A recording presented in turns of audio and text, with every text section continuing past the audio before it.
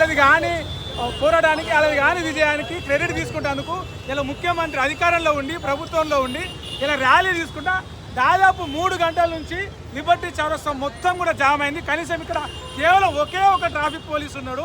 Traffic పోలీసులు అందరూ కూడా ఆ రేవంత్ రెడ్డి కార్యక్రమానికి పోయి ఇలా జర్నలిస్టులుగా ఉన్నాం మేము కొంతమందిని ఇక్కడ ట్రాఫిక్ కంట్రోల్ చేయాల్సిన పరిస్థితి. దాదాపు 3 గంటల నుంచి ఇక్కడ ట్రాఫిక్ మాకు కట్టించిండు. ఈ ట్రాఫిక్ వేసేసారు.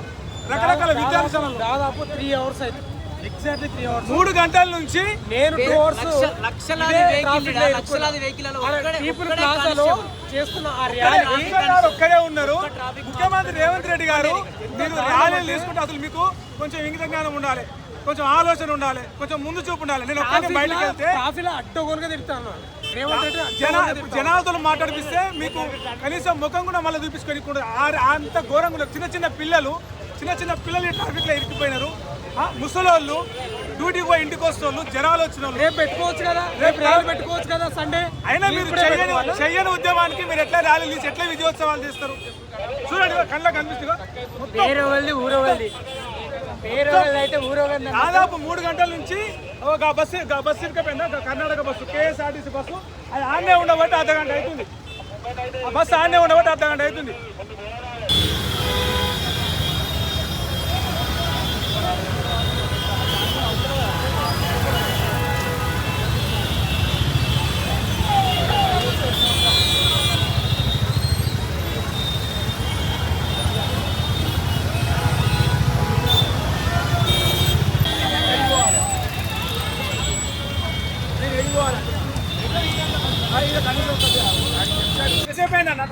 అరే ఇది గంటన్నర అయిపోయింది. ఫుల్ జామ్, ఫుల్ రిస్క్ ఉంది.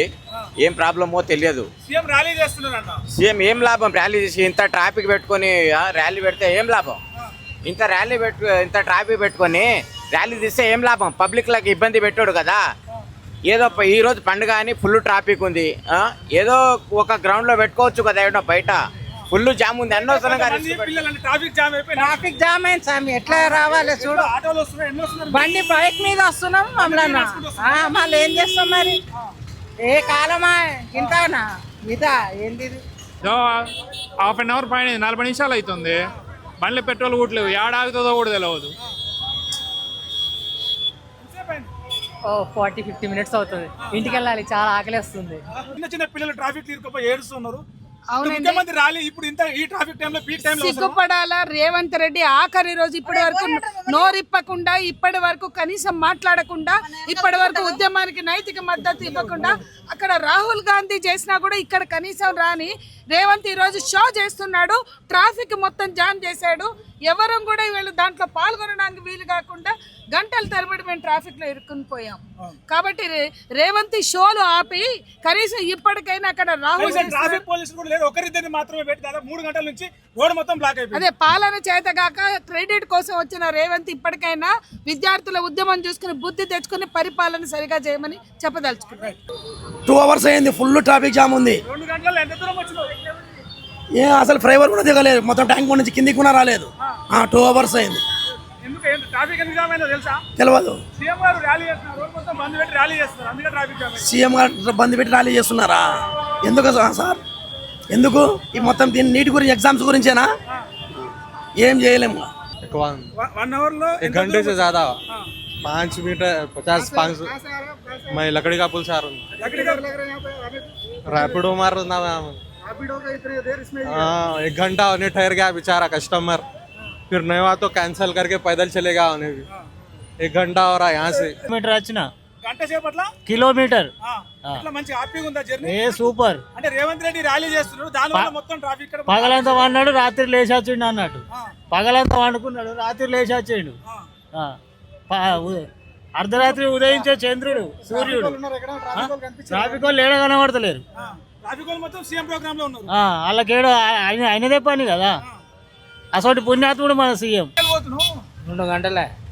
2 గంటలు ఎంత దూరం నడిపిస్తున్నావు బండి? స్టేషన్ నుంచి 3 కిలోమీటర్లు ఇట రాలే. ఎందుకు ఇంత ట్రాఫిక్ జామ్ అయింది తెలుసా? తెలియదు. రేవంత్ రెడ్డి ర్యాలీ చేస్తున్నాడు, మొత్తం కేంద్ర మంత్రిని రాజీనామా చేసినందుకు ఆయన కోసం జామ్ అయింది. కనీసం ట్రాఫిక్ పోలీసులు కనిపించరా? ఎవరు లేడు, ట్రాఫిక్ లేడు, ఎవరు లేడు. ఈ రూట్లో అంటే 10-15 నిమిషాలు క్లియర్ అయిపోతుండే. ఇది ఫస్ట్ టైం 3 గంటలైందా? 3 గంటలే.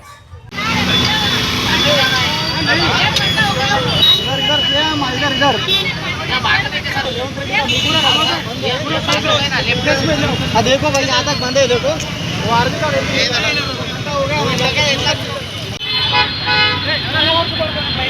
ఆయన విలువదా ఆయన సీఎం ప్రోగ్రామ్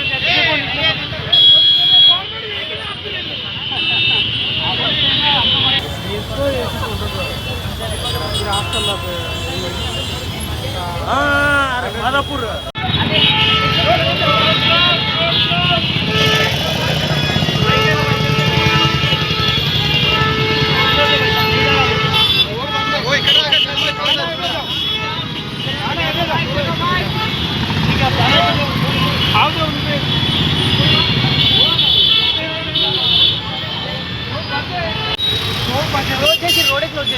ఇబ్బంది అవుతుంది అందుకే స్టేట్